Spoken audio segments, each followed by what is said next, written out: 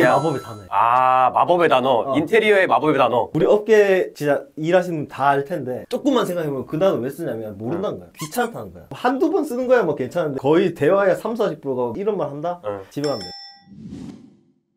야, 오늘은 인테리어 대표가 이야기하는 약간 인테리어 사기, 요거에 대해서 좀 얘기를 해보면 좋을 거야. 인테리어 다 사기꾼 아니냐, 뒤통수 쳐가지고 몇천만 원 받아간 다음에 도망가거나 막 나를 속이지 않을까, 약간 이런 느낌이 있단 말이죠. 왜냐면 저도 인테리어를 많이 의뢰를 해봤지만 항상 새로 인테리어 업체를 만날 때 되게 불신에 가득 차서 만나요. 얘 사기꾼이다, 어떻게 하면 나를 사기칠지 생각하는 것 같다라고 보통 생각하거든요, 저도. 그런데 이거를 피하기 위해서 어떻게 해야 되는지 좀 궁금하긴 해요. 보통 많이 생각하는 게 도망간다, 이것만 사기라 생각하는데 뭐 일단 1번 도망간다, 이건 충분히 검증으로 이제 조치 가능하고 그거 조치가 좀 힘든 이제 사기 유형이 있는데, 자재비를 조금 이제 삥땅 친다거나, 아, 자재비 삥땅, 자재 그 다운그레이드를 시키거나. 도망간다, 자재비 삥땅, 그러니까 아예 안 써버리는 거랑 네. 다운그레이드, 그런 류의 이제 눈속임의 이제 사기 유형들이 있죠. 저 맡기고 싶은 입장에서 이런 업체를 피해야 되잖아요. 그리고 첫 번째 얘기했던 먹튀, 제일 사실 이게 걱정이에요. 저도 이게 먹튀하지 않을까? 이게 걱정이거든요. 돈 줬는데 그 나르면 어떻게 할 수 있는 게 없잖아요. 아, 그죠. 이거를 방지할 수 있는 그런 게 있는지. 먹튀는 사실 그 면허가 있는 스튜디오인지 그 정도만 확인하면 업계 계속 활동하시는 분들이면 굳이 그러지는 않습니다. 그래서 면허가 있는지랑 그 회사 이름이 같은지, 그리고 그 회사가 사무실을 운영하는지까지 보면 좋죠. 아, 그러면은 실내 건축 면허증 보여주세요. 법인이든 뭐 개인이든 그 이름이 실제로 내가 입금하는 사람이랑 같은지, 그리고 사무실이 있는지, 아, 이렇게 세 개. 그 정도의 일단 기본 정보, 기본 세팅이 딱 돼 있으면 일단 1단계 통과한 겁니다. 보통 면허까지 있고 사무실까지 차려서 했는데 계속 이렇게 사업을 영위한다는 건데, 그죠. 사기 치면서 도망가진 않을 거다. 도망가도 사무실 가면 되니까. 그죠. 그 몇천만 원 갖고 솔직히 그렇게 막 도망간다 하면 할 말 없으니까 그거는. 아, 그치. 그렇게까지 도망갈 정도로 사기 칠 거면은 뭐 잡을 수가 없네요, 어차피. 그렇죠. 그럼 자재비 다운그레이드나 자재비를 안 써버리는 거는 솔직히 파악하기가 좀 어렵잖아, 이거는. 전문가의 영역이니까. 어떻게 하면 이런 업체를, 이런 사기꾼들을 피할 수 있을지. 아까 그 1단계는 어느 정도 쉬워. 유튜브에도 많고 금방 확인할 수 있어. 근데 이 뒤에 이제 방금 말씀 주신 그런 내용들은 본인들이 공부를 해야 돼. 아, 여기는 또 공부를 해야 되는 영역이다. 아니면 사실 몰라요. 아, 하긴 좀 이게 너무 전문가의 영역이니까. 그렇죠. 모르는데 그래도 알아볼 수 있는 방법이, 만약에 이제 계약을 할 때 나는 이런 자재를 쓸게요 라고 이제 계약을 했는데 이게 만약에 딴 게 들어간다 라고 하면 그 자재가 뭔지는 알아야 돼. 좀 비싼 뭐 미송이나 다른 합판을 쓴다 하면 자기 미송 합판이 뭔지 이런 거 정도는 치면 바로 나오니까 그 정도는 현장에서 확인하실 수 있으니, 그런 핵심 자재들 있죠. 핵심 자재들이 뭐가 들어간지는 본인이 공부하시고 판단을 하셔라. 아, 근데 이건 좀 어렵다. 이거는 솔직히 저도 못할 것 같아요. 자재비 삥땅이나 자재비를 다운그레이드 하려는 이런 거는 솔직히 찾아본다고 말씀하셨는데 힘들거든요? 솔직히 개인 소유자 입장에서. 네. 확인하기 좀 어렵잖아요. 다르게 확인할 수 있는 방법 없을까요, 이거? 일단 이렇게 뭐 꼬치꼬치 항목들을 확인하는 방법은 사실 거의 없다고 보고, 그 업체가 좀 진심인지 이것만 확인하면 전반적인 과정에서 그런 사기를 당할 확률이 많이 줄어들죠. 업체 선정을 애초에 잘해야 된다. 진심이고 되게 이제 잘 봐준 그런 업체를 선정하는 게 그 뒤에 사기를 막을 확률이 높다. 사전 확인이 제일 중요하죠. 그거 어떻게 확인해? 좀 애매한데? 보통 이제 계약 전에 뭐 여러 차례 미팅을 하는데 그 과정에서 내 프로젝트에 얼마나 진심인지를 확인하면 돼요. 너무 말이 이제 추상적이긴 한데, 예를 들어서 저는 이런 공간을 할 거예요. 그래서 이런 레이아웃이 좀 필요해요. 혹은 이런 이미지로 해주세요. 라고 이제 접근을 이제 했어요. 했는데 너무 막 두루뭉술해, 답변들이 막. 보통 이렇게 해. 디자인 뭐 이렇게 하면 뭐 이렇게 나오고 일반적으로 이렇게 해. 이 정도의 답변을 하고 치운다? 그럼 이 업체 의심해야 된다는 거죠. 보통은 이렇게 해요. 이런 식으로 막 얘기를. 그게 마법의 단어예요. 아, 마법의 단어. 인테리어의 마법의 단어. 우리 업계 진짜 일하시는 분 다 알 텐데 보통 해요, 그냥 바펜입니다. 보통 이렇게 해요. 원래 이렇게 해요. 이렇게 쓰는 단어들은 일단은 이거는 마법의 단어 쓰네? 이거 약간 사기일 수 있다. 조금만 생각해보면 그 단어 왜 쓰냐면 모른다는 거야. 귀찮다는 거야. 그러니까 내용은 알고 그냥 귀찮아서 보통 그렇게 해요라는 게, 결국은 공사 들어가면 그 스탠스로 이제 대한다는 거야. 단 이제 보통 이렇게 해요. 근데 저희는 이렇게 해서 이걸 썼어요. 고객 입장에서 내가 불안해. 그래서 이거 왜 이래요? 했을 때 이건 이렇게 해서 이렇게 됐다. 답변을 준다 하면 얘기는 또 달라져. 그럼 그 업체는 이제 좀 진심이라는 거죠. 그러면은 자재비 삥땅이나 다운그레이드는 솔직히 알기 힘들지만, 그럼 그 업체의 진실성을 보려면 그 마법의 단어를 안 쓰는 데를 봐야겠네요. 그렇죠. 일단 표면적으로는 1단계 그 마법의 단어 쓰면 바로 그냥 나가시면 됩니다. 뭐 몇 개 물어봤는데 보통 그래요, 원래 그래요, 원래 이래요, 이런 얘기만 하면은 그냥 거기서 이 업체는 나가면 되겠다. 그렇죠. 당하네. 뭐 한두 번 쓰는 거야 뭐 괜찮은데 거의 대화의 30-40%가 뭐 보통 그래 막 이런 말 한다?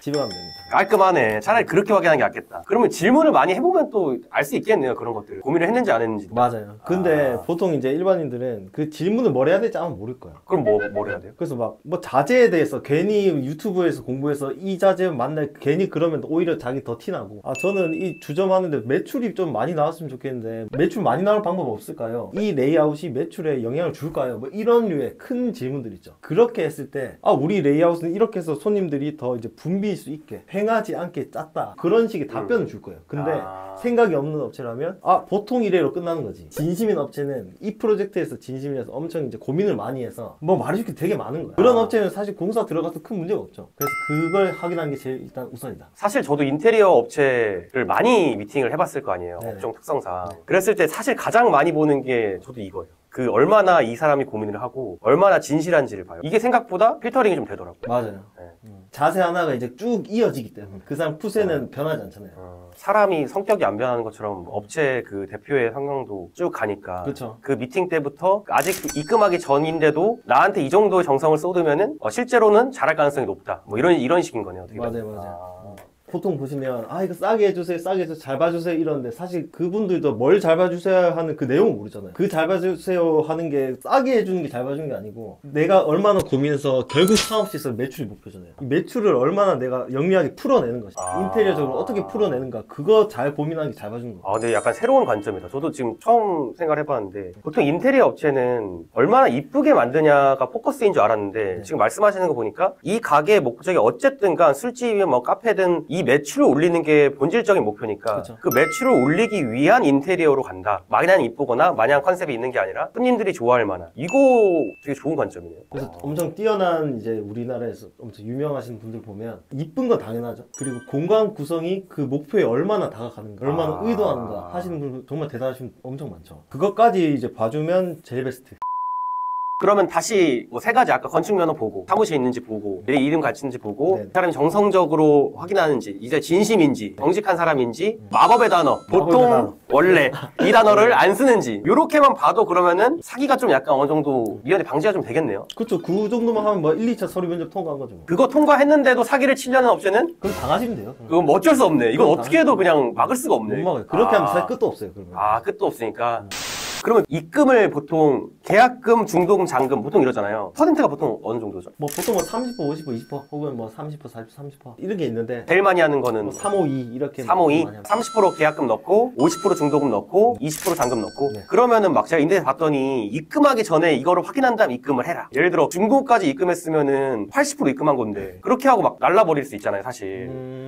건축 면허증 확인했고 사무실도 봤지만 그래도 불안해. 아직 불안하죠. 아직 불안해. 그렇죠. 그럼 어떡하죠? 이거는 뭐 공사가 어느 정도 진행된 거 보고 뭐 넣어라. 뼈대가 다 만들어졌을 때 그쯤 왔으면 사실 어쩔 수 애매하긴 없어요? 해요. 왜냐면 이미 방법이 틀이 없나? 만약에 잘 만들어졌다. 네. 이제 후의 공정들이 문제없이 진행될 것 같다라고 딱 현장 가서 느껴지면 더 알아볼 수 있는 방법은 없죠. 근데 공사가 안 됐는데도 입금을 달라 이런 식이면은 근데 어차피 이런 업체들은 사무실이 없겠다. 그쵸. 그치. 그 정도로 날릴 거 생각하면은 사무실이 있을 리가 없겠네요. 그쵸. 이거 너무 간 거 자체가 50% 입금할 때쯤이면 이미 날릴 업체는 뼈대도 없을 거야. 초기 계약금 자체를 엄청 많이 받아서 막 50% 받고 이미 날릴 거 날르고 뭐 핑계 대면서 나 아파서 뭐 못한다니만 그러면서 이미 날랐어. 그래서 50% 낼 때 틀이 어느 정도 만들어져 있고 이게 다 끝났다 라고 하면 이제 그때는 이제 믿을 수밖에 없죠. 계약금 30%가 아니고 40%라든지 그 정도는 다 이해가 되는데 이게 문제야. 70%를 받는다는 게 문제인 거지. 시작부터 70% 받는 거는 말이 안 된다. 애초에 그쵸. 막 사기 피해 사례 보면 저 이미 뭐 70% 80% 냈는데 자재만 올려있고 업체가 없다. 지금 뭐 아프다고 계속 미뤄진다. 뭐 이런 내용도 많잖아요. 그거 자체가 본인이 안 알아보신 거예요. 그건 자기가 사기 당해놓고 찡찡대는 거지. 쉽게 생각해서 너무 막 그렇게 한가 보다. 그 막 물고기 잡배 있죠. 그 안에 상어 한 마리씩 넣는다 하잖아. 물고기 잡에 상어 한 마리씩? 그거 뭐야? 뭐 물고기가 너무 긴장이 느슨해지면 죽는다고 안에 뭐 상어 한 마리 넣어서 그 무슨 얘기 아시죠? 네, 어떤 건지 알아요. 상어 대시면 돼요. 상어. 그렇다 막 잡아먹지 말고 멀리서 이제 상어 정도 역할을 하시면 제일 베스트. 긴장감을 솔직히 주는 정도로 살짝 질문하는 게 베스트다. 그쵸. 사실 또 금액이 또 중요하잖아요. 공사 금액이 워낙 큰 금액이니까 보통 100단위는 없고 다 1000단위잖아요. 많으면 억 단위까지도 가고 네. 이 엄청나게 큰 금액인데 그 정성적인 거 다 확인했지만 가격을 후려칠 수 있잖아요. 그러니까 사기를 치는 건 아니야. 이거는 그냥 비싸게 받는 거야. 이것도 저는 어떻게 보면 좀 조심해야 되는데 그건 또 어떻게 확인할 수 있어요? 비딩을 많이 받아보면 되나? 여러 업체를 그쵸. 그게 제일 정답이죠. 그게 정답이에요? 근데 그게 마냥 나쁘다고 할 수 없는 게 막 엄청 유명한 디자이너 혹은 엄청 괜찮은 디자이너 비싸게 받으면 당연한 거예요. 그거. 설계비 측면에서 당연한 건데 누가 봐도 그냥 일반적이야. 그냥 어디든 이제 있는 그런 평범한 디자인이야. 근데 비싸게 받는다라는 거는 이제 큐플레이스라든지 인터넷의 뭐 상업공간 평단가 시세 이 정도만 치더라도 30점 기준 뭐 한 5, 6천이면 적당하다. 이 정도 내용은 인터넷에서 알 수 있잖아요. 평범한 디자인인데 뭐 7, 8천이다. 뭐 그냥 5, 6천보다 더 넘어선다. 이건 본인이 이제 서칭을 하셔서 시세보다 높으면 자기가 판단하면 돼요. 이 디자인 너무 귀해. 7, 8천 줄만 해. 그러면 하시면 되고 대신에 그 기준 정도는 인터넷에서 확인하시라. 이 정도로 생각하면 될 것 같아요. 대충 그거는 인지는 하고 여러 업체를 차라리 확인하면서 팅을 해보면은 알 수 있다. 그때 마법의 단어 쓰는지도 확인하고. 그 당연하죠. 가방 챙기고 있어야 돼요. 가방 챙기고 있어야 돼? 갈지. 집에 갈지? 보통은 원래는 하면은 바로 그냥 가방 들고 일어나고. 그렇죠. 저 잠시 그 화장실 좀 하면서 그러면은 견적서를 사실 자세히 확인한다는 것은 의미가 없으니까 그럼 금액에 대해서 적정한지를 봐야 되는데 견적서도 사실 그냥 핵심 그 자재 기둥이 주된 디자인이다. 이 기둥에 우리는 고무나무든 뭘 쓸 거예요 라고 말했으면 견적서 안에 이게 고무나무인지 이 정도만 확인하시라는 거예요. 자재가 어떤 건지만. 근데 그것도 사실 모를 거예요. 그쵸, 이거 힘들어요. 그래서 보고 이게 그냥 솔직히 한번 여쭤보면 돼. 여긴 고무나무 이거 어디 쓰는 거야? 이 정도만 물어봐도 상어가 되는 거지. 긴장감을 싹 주니까. 그러니까 그러면 상어가 되는 거야. 네 하시죠 하면 이제 그때부터 이제 상어 없는 글에 되는 거지.